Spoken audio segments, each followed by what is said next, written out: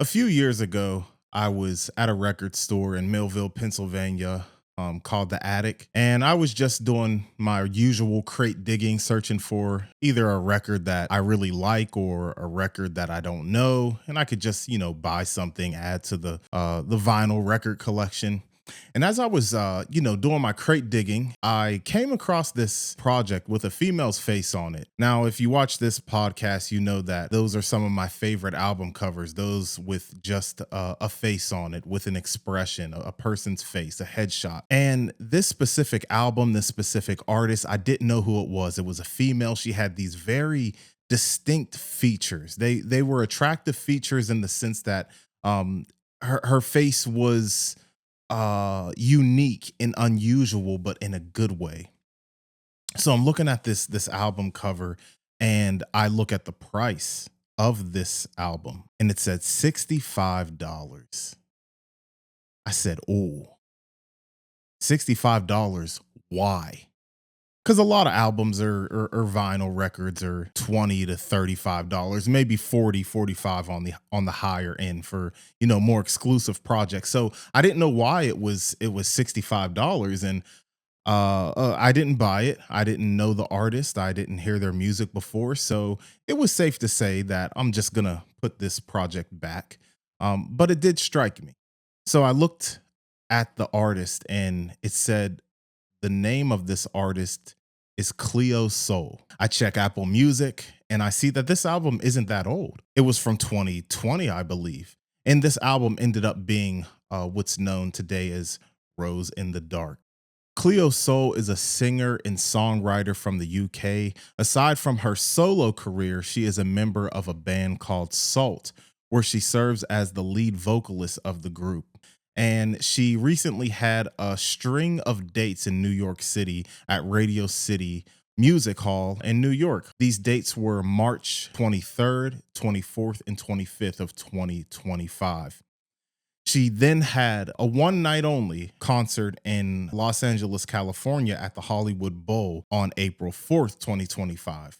Initially, only one show was announced for New York, just like it was for Los Angeles. And that initial show was March 24th. All right. Now, the March 24th show, it sold out. So another date was added, and that was the show for March 23rd. That sold out. Then one more show was added for March 25th. You guessed it, that sold out. Now, as she's already a big deal, it's not, people aren't selling out shows like that. There's inflation over here in the States. There's, all sorts of issues. And a lot of times the presence, the social media presence, the online presence for an artist is much bigger than their actual fan base. Now you can look at Cleo Sol on Instagram, which is my main social media that I use, and she has under 600,000 Instagram followers. Now compared to, I'm gonna say I'm a hip hop guy, so let's say a rapper. She probably has a quarter of the followers that maybe a young popular rapper has right now. The difference between Cleo Sol and that young popular rapper with maybe four times the followers is that rapper isn't selling out Radio City Music Hall 3 nights in a row.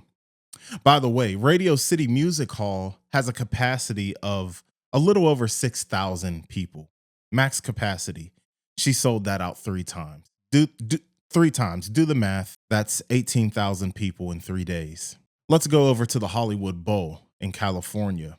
Now, you know, it's one thing to sell out a capacity of 6,000 person venue 3 days in a row. That's nothing. Right? If you want to test her gangster, challenge her, okay, you sold out 6,000 3 times in a row. That's 18,000. But can you pack out about 18,000 people in one night? She did. She did. So the Hollywood Bowl capacity, max capacity is approximately 17,500 people. Now, The day of her show, I'm on East Coast time, Eastern Standard Time, and it was about 4:25 p.m. And I went to go check on the Ticketmaster website how many seats were left because I truly, in the heart of my hearts, did not think that she could sell out the Hollywood Bowl. It's just a lot of those are a lot of seats, almost 18,000 people. That it's very understandable if you don't sell that venue out. So there was only so many seats. There were like a couple sections left in the very back. The lowest ticket price was about $63, with the highest one being around like 100 something dollars, US dollars. And these are for the crappiest seats in the building. And it was almost sold out. And when I checked on the day of this recording, that Hollywood Bowl sold out. Over 17,000 people, approximately 17,500 people. That is a huge feat. That is a huge feat. And what makes this tour, and this isn't even a tour, what makes this string of dates so special is it's Cleo Sol's US debut. I think I want to do a few shows. I don't want to do a tour. Like, I want to do maybe one city and then hoping people will come to me. I'm hoping for the best. It's a very beautiful, it's a very momentous occasion because this is an artist who seems just so grounded, okay? Who seems very authentic, okay? Who seems so inspiring, okay? A lot of people flew to New York to see just one Cleo Sol show. I had a lot of people who I saw on my Instagram feed going to go see Cleo Sol. Only an artist that you really adore and love can have that type of pull to take somebody from down south up north. But she is a positive artist. She makes beautiful music. She has a beautiful voice. It's loving music.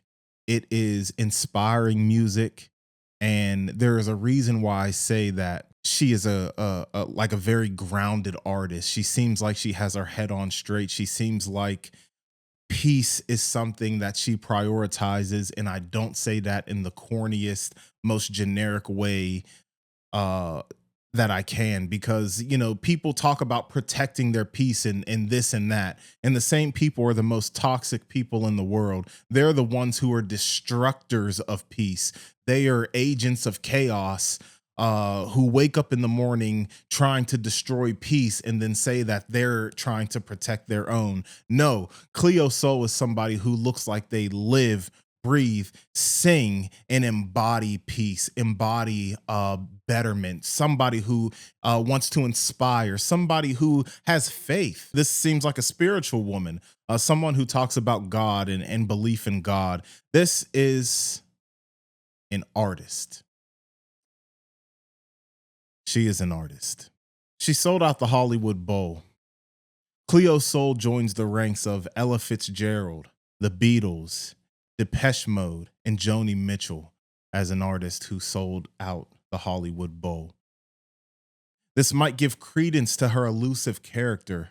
Not too many live shows or interviews. Most of the interviews that I found while doing research for this episode are about 8 to 13 years old. Cleo Sol is not new to this. She is true to this. She's not an industry plant. She didn't come out of nowhere. She has been putting in work. She has been working hard. And she shut down New York and Los Angeles. Cool Hand Podcast, something you got to deal with. Thanks for watching. Peace and love. If you went to the Cleo Sol show, drop a comment. What was that experience like? Let me know, because I wasn't there. I wasn't there. You got to let me know. I'll live vicariously through you. Cool Hand Podcast, something you got to deal with.